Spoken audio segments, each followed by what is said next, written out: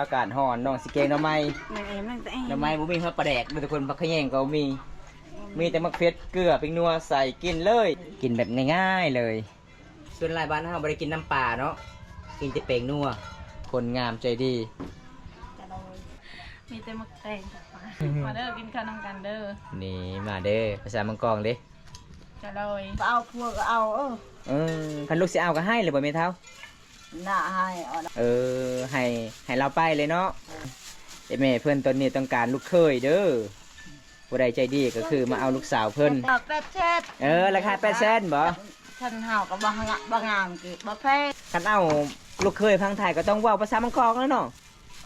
นะบ่ได้เฮาบ่ฮู้บ่ได้ลาว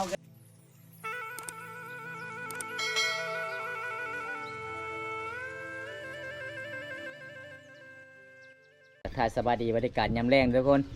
หลังจากมาเยี่ยมมายามสาวสิ่งก็คือตอนนี้ผมตากระเบะมาเยี่ยมมายามสาวโทคนงามสบายดีสาวโทหากระมาที่ใส่นี่เนาะมาที่เมืองบ่โอ้สมพองามเนาะเข้าเมืองเนาะติงโตก็งามได้มาแต่งมาที่ใส่อันนี้นะซื้ออยู่เมืองประมาณเท่าไรน้องซื้อเนี่ยมาแต่งเขาจะปลูกเองหรือบ่โอ้กันบ่อันนี้คือแม่เพิ่นสบายดีเด้อแม่บันสวนนั่นแหละบันสวนน้ำอีเพิ่นว่ายังบ่สบายแต่จำเป็นตามสินน้ำไข่สาโทว่านี่วะไอ้แม่เอ้ยข่อยสิเอาผัวได้เจ้าตามสินให้ชุดๆไว้ๆเด้อข่อยสิเอาผัวไปปะแม่มันไข่ตลอดไหนไว้แม่ไข่ตลอดเนาะเลยตามสาเอาผัวก็เอาคันลูกสิเอาก็ให้เลยบ่แม่เฒ่าน่าให้เอานั่นไปให้เราไปเลยเนาะคันสิอยู่เฮือนตลอดก็เนาะก็คือเนาะก็เป็นสาวเฒ่าข้างบ้านเด้เขาเว้าเด้ ไอ้แม่เพิ่นตอนนี้ต้องการลูกเคยเด้อผู้ใดใจดีก็คือมาเอาลูกสาวเพิ่นแต่ไอ้แม่บ่สบายเพิ่นว่าอันนี้คันขายฮอดเนาะล้านนึงเนาะนี่บ่พื้นนึงบ่บ่ฮอดบ่800,000 900,000ตื้อ800,000โอ้ตื้อ800,000มันไม่ง่ายเด้อทุกคนต่อ800,000ราคา800,000บ่ฉันเฮาก็บ่งามกี่บ่แพงคันถ้าเฮ็ดงามราคาแพงฉันงามกี่แพงจะมีตู้เฮ็ดบ่แพงก็คือเฮ็ดบ่งามก็ราคาบ่แพงทุกคนไอ้แม่เพิ่นว่าภาษามังกรคือตื้อก็คือแม่เพิ่นว่าขายได้แต่800,000เก็บแต่แม่เพิ่นว่าตื้อบางคนบ่เข้าใจว่าเงินตื้อ8ตื้อบ่แม่นนะทุกคนเด้แบบเฮาเว้าภาษามังกรก็คือปนเข้ากันกับภาษาลาวแม่เพิ่นบ่ฮู้จักภาษาลาวไปซื้อหยังอยู่เมืองนะมื้อนี้ไปกับพ่อบ้าวบ่ไปกับแพนไปส่งไปแปลงรถลาวเจ้าที่เป็นแม่ไม้นะเจ้าขับรถบ่เป็นเราเป็นเดี๋ยวไปผู้เดียวบ่กล้าระยานบ่คือบ่ให้สาวโทมาตำซอยแม่เฒ่าอันบ่ฮู้บ่โอ้อันบ่ฮู้แปลว่าสาวโทบ่ฮู้เด้อทุกคนอันนี้คืออันคือต้องภาษาวังกองอีกทุกคนเด้ไอ้แม่สาวโทนี่มันบ่กล้าไปอันคันเอาลูกเคยพังไทยก็ต้องเว้าภาษามังกรแล้วเนาะนะบ่ได้เฮาบ่ฮู้ภาษาลาวก็เอาไอ้แม่เพิ่นว่าเฮาบ่ฮู้ภาษาลาวไอ้แม่บ่ฮู้ภาษาลาวเพิ่นว่าภาษาลาวต้องเข้าใจนำกันนะทุกคนไอ้แม่เพิ่นขนาดบ่ฮู้ก็ยังสิเว้าจำเป็นเว้าเลยทุกคนตาผู้ใดเอาสาวโทนี่ต้องเรียนภาษามังกรแน่จังซั่นก็แม่เฒ่าเพิ่นก็มักเว้าภาษามังกรส่วนหลายเด้อบางคนก็ไอ้แม่เฒ่าเพิ่นว่าลูกเคยอันจะโดยอันนี้ก็คือภาษามังกรเด้อันจะโดยแปลว่าลูกเคยกินข้าวเด้อนี่นั่นเนาะมันเอาที่ผัวก็บ่ให้เอาบ่ผัวทางพังไทยพังลาวบ่ให้ไทยไอ้มักคนไทยบ่มักเอกตอนนั้นเด้มีคนไทยมาขอเลยคือสาวโทบ่เอาไทยโดนมักแล้วมันก็เลยสาวโทให้มักผู้บ่าวบังกองก็แบบมันกองมักทางใดก็เอาได้เนาะแม่เพิ่นว่าบ่ติเอาผู้บ่าวบังกองมักเอาผู้บ่าวบังกองเวียดนามมักก็เอาเวียดนามไทยมักเอาคนไทย ข่อยก็เป็นบาวมังกรคือกันนี่ข่อยก็ยังโสดคือกันนี่แม่เฒ่าเอ้ยจะบ่ให้มาลูกสาวเจ้านะ ตั้งกระแตเองกระแตแม่แล้วมันก็ลูกกระยา ทุกคนเลยไอ้แม่เพิ่นว่าคนในบ้านนี่ลูกสาวเขาเจ้าเอาผัวหมดแต่ลูกสาวข่อยยังบ่มีไผเอาเลยมื้อฮื้อนี่ก็ไปส่งอีกลูกสาวเขาเจ้าเอาผัวเลยทุกคนสาวยุ่งพี่น้องเพิ่นเอาผัวทางบ้านนักก้องทุกคนปลาลูกปืนบ่นี่บ่ อย่ายิงก้อยนี่ไม่เท่าเอ้ยจนได้เคยเมื่อบ่ได้เด้ ลกนะไอ้แม่เจ้าเนาะสะโทเพิ่นเห็นคือปืนเพิ่นยิงเลยบ่าวตายเห็นบ่ บ่ไม่เท่าจะเว้าแท้บ่เจ้าสิให้สะโทเอาคอยนะถ้าได้ขะดอกเจ้าสิเอาแท้นะข่อยสิมั่นเลยได้ตัวนี้ได้50 ล้านปอ50 ล้านอย่าแหละข่อยสิมั่นให้พุ่นข่อยสิมั่นให้ไอ้ฮักข่อยทางพังไทยพุ่นข่อยมีแต่50,000กีบได้ ที่บ่ลายเงินที่น่ะไอ้แต่งดอกล่ะ นั่นแหละเจ้าแสดงว่าก็เจ้าบ่ให้ ชื่อเขาชื่อเราชื่อ เจ้าบ่ให้ค่อยแล้วเจ้าว่ามัน50 ล้านมันต้อง50,000กีบก่อนจึงมัน บ่ลายเงินที่น่ะแต่งดอก ดาวได้บ่ได้บ่ได้บ่ดาวบ่ ดาวแล้วน่ะไอ้ดาวน่ะไอ้ชื่อเราชื่อเขา บ่สมมุติว่าข่อยเอาเมื่อโซโทก่อนข่อยสิให้เงิน2 ล้านแล้วก็ ชื่ออ้อยเรา ก็ให้โซโทอยู่นำข่อย10 ปีแล้วข่อยจึงส่งเงิน50 ล้านเอ้าก็ข่อยหากับโซโทเลยปลูกมันปลูกอีหยังปลูกข้าวขาย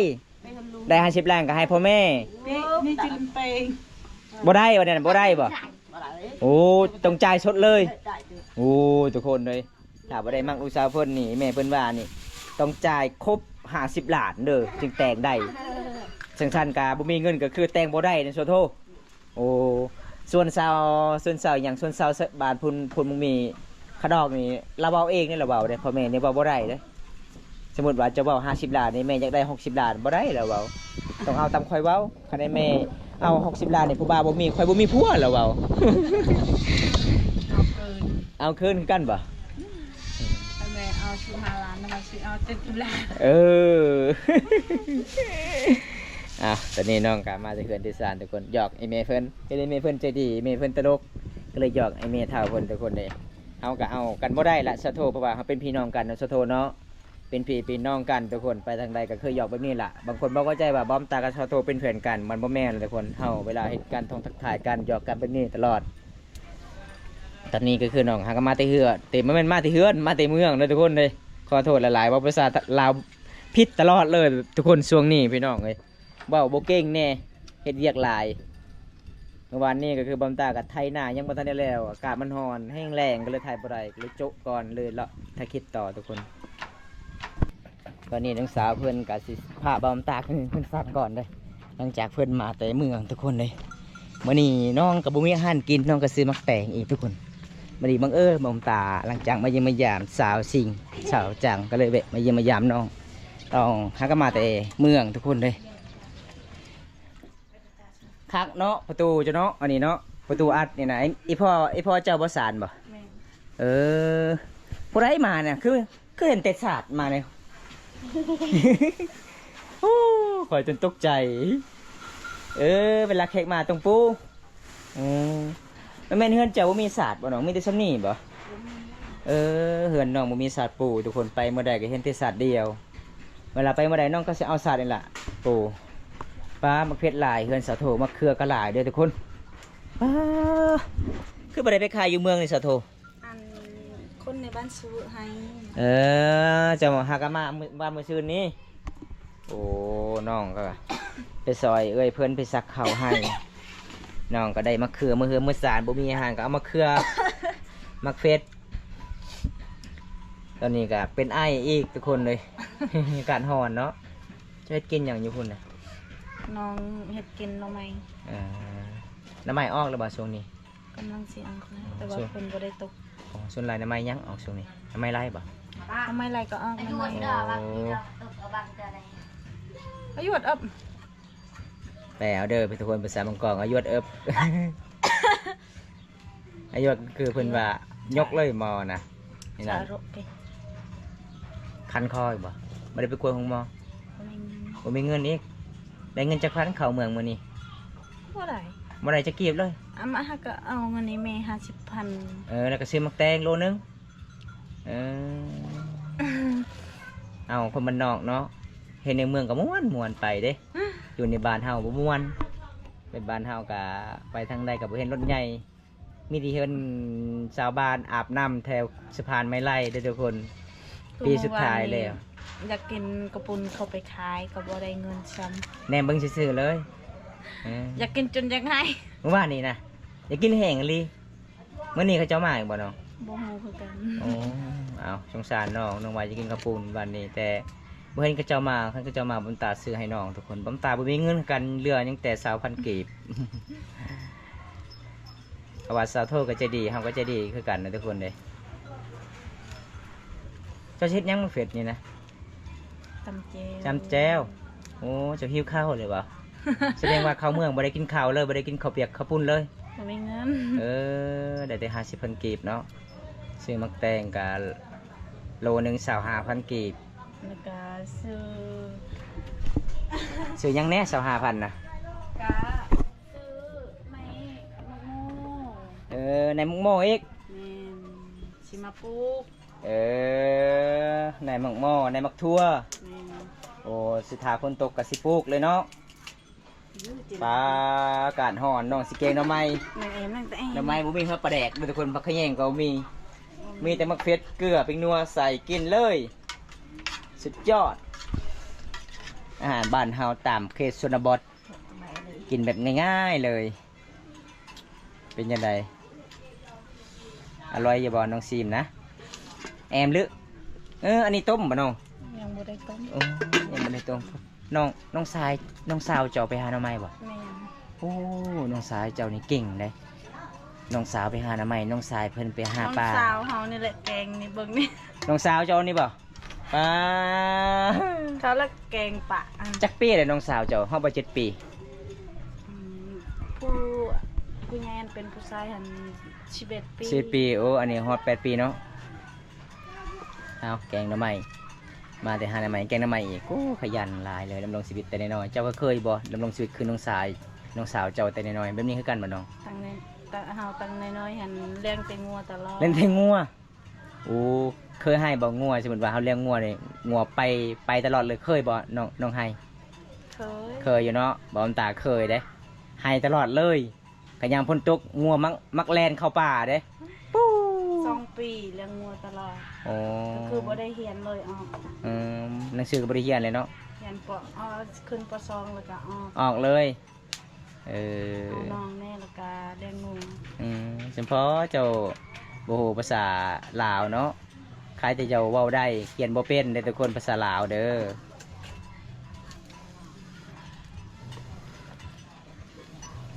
หมู่ค่อยหันเรียนเบิดแต่ว่าค่อยออกขี้คร้านแล้วก็อยากเรียนแน่ตั้งแต่ ในหมู่บ้านของน้องผู้สาวมีจักคนเขาเจ้าเรียนจบเนาะ บ่ฮู้คือกันบ่ได้หลาย มีที่สาวซอยบ่ แม่น สาวซอยเรียนจบม.4 เนาะแสดงว่าอยู่บ้านน้องมีที่สาวซอยเป็นครูโอ้ ได้ชื่อเขา นั่นน่ะ มันจะมีตัวเดียว คนนี้ไปหาหน้าไม้นี่ แม่น เก่งเนาะนะเจ้าเนาะ อันนี้คือน้องสาวเพิ่นไปหาหน้าไม้แล้วก็แกงหน่อไม้สวยเวียกอีพ่ออีแม่ทุกคนมักเฟซกระปุกมาที่หายที่ส่วนสบายเลยเจ้าบ่ได้ซื้อมา อันชื่อ ซื้ออันนี่บ่ประมาณจักพัดนี่เนาะ อันนี้แม่ซื้อ20,000แล้วก็อีพออีกเอาเมื่อแต่บ้านสตึม โอ้ แล้วก็ค่อยเอาเมื่อแต่บ้านซื้อ พันสิซื้อนี่หลายเนาะฮอด60,000กีบ70,000กีบเลยทุกคน ตอนนี้น้องสาวเพิ่นกะสิเกียมไปตักน้ำต่อเลยทุกคนบรรยากาศยามแรงๆนี่ล่ะพี่น้องเอ้ยน้องสาวเพิ่นกะขยันคือเอื่อยเด้ส่วนเอื่อยเฮ็ดกินส่วนน้องสายเพิ่นก็น้องสาวเพิ่นเห็นเอื่อยเฮ็ดกินน้องสาวเพิ่นก็ซอยเอื่อยไปตักน้ำอีกทั้งหมดทุกคน หลังจากน้องตักแล้วน้องต้องเอาไว้จุดนี้เด้เอาไว้จุดนี้ยื้อน้องกะมักน้ำเต่ากะส่วนหลายเขาเจ้าบ่ได้ใส่เวลาเขาเจ้าอายุยังน้อยๆเขาเจ้าตักบ่เป็นมักน้ำเต่าส่วนหลายมันแตกทุกคนก็เลยเขาเจ้าเอาขวดเปล่าธรรมดาขวดน้ำหวานแพนตาเขาเจ้าเก็บตาม ตามร้านอาหารที่เราทุกคนเลยก็เลยมือสางกะล้างเฮ็ดขวดกินน้ำส่วนหลายบ้านเราบ่ได้กินน้ำปลาเนาะกินแต่แป้งนัวเอ้าคอยเห็นมื้อนี้เจ้าคือบ่ได้เลียสากอีกปกติเจ้าเลียสากเด้คือตำมักเผ็ด เป็นลาย เผ็ดลายบ่ กันส้มนี่บ่ไหวเลียเลยบ่ส้มบ่อันนี้มักเผ็ดน้องก็เลียบ่ได้คือกันทุกคนในการมานอนอย่ามันแสบ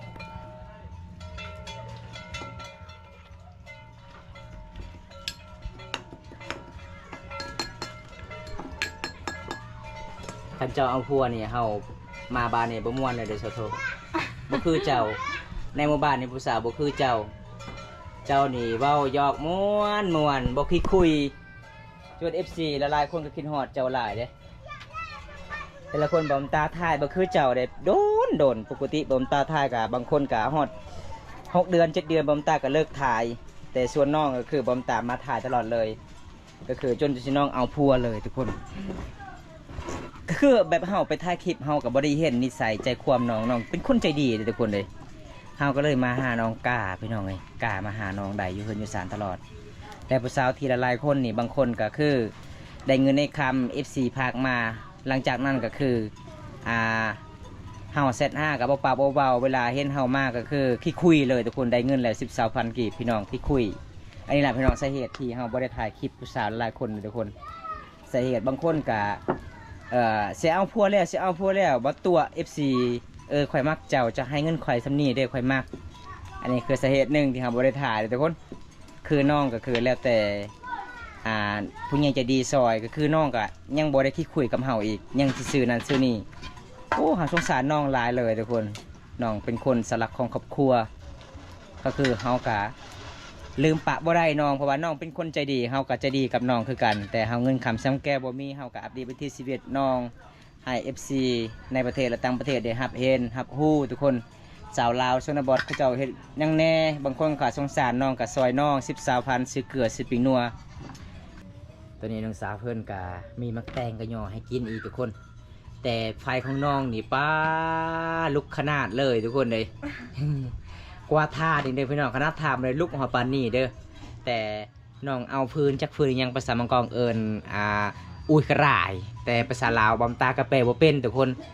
เปลือกมันก็คืออีเมซองหอมเอาให้ซองหอมอาบแบบเป็นยาพื้นเมืองไอเมเพิ่นว่าทุกคนอีเมซองหอมว่าทุกคนแต่ลำกกมันก็คือเฮากะสิเฮ็ดพื้นดังไฟติดขนาดเลย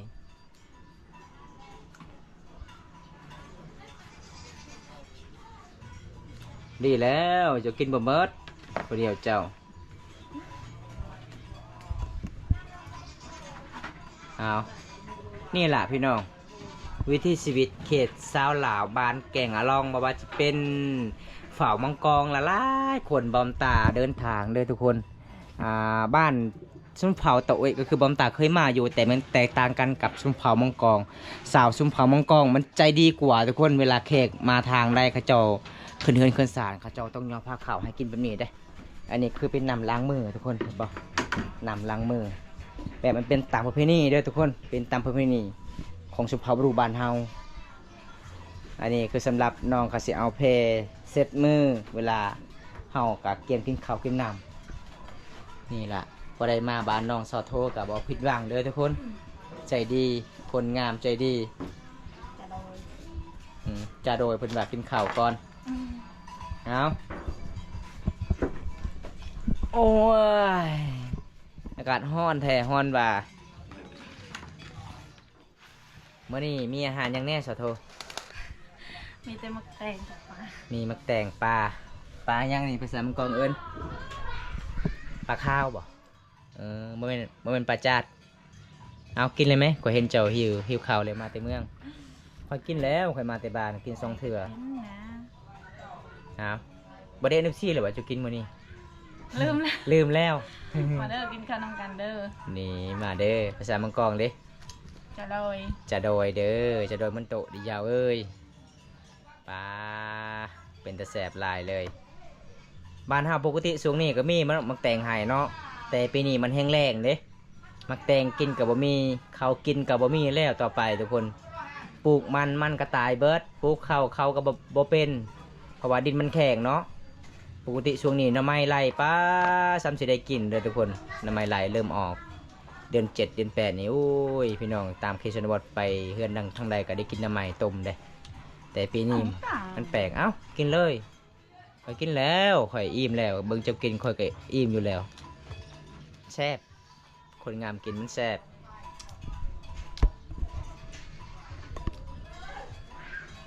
ทุกคนเลย ไปยกโบ หลังจากอีพอเพิ่นมาที่ให้ที่สวนเด้สาโทกินอิ่มแล้วก็ให้อีพอแม่เพิ่นกินต่อ เอาเที่ยวกัน อีพอเพิ่นนี่ขยันนะทุกคนเลยตอนเช้านี่ไปไล่มองได้ปลาตลอดเลยคือสาโททำไม่ได้ค่าเวียกเลยเพอเพิ่นไปเอาปลาตลอดตามแคมเซแล้วน้องเพื่อนของน้องกะมีแต่3 คนนี่แหละพี่น้องใหญ่กายแต่นั้นกะยังน้อยๆน้องของสาโท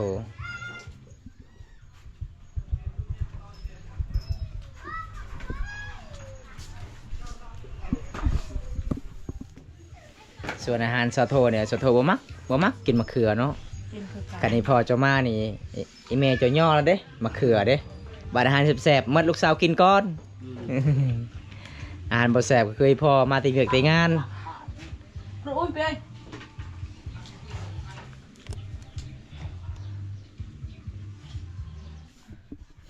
ตรงหน้าเปิดโตกัน มันก็ลงจะหา เราจะหาแล้ว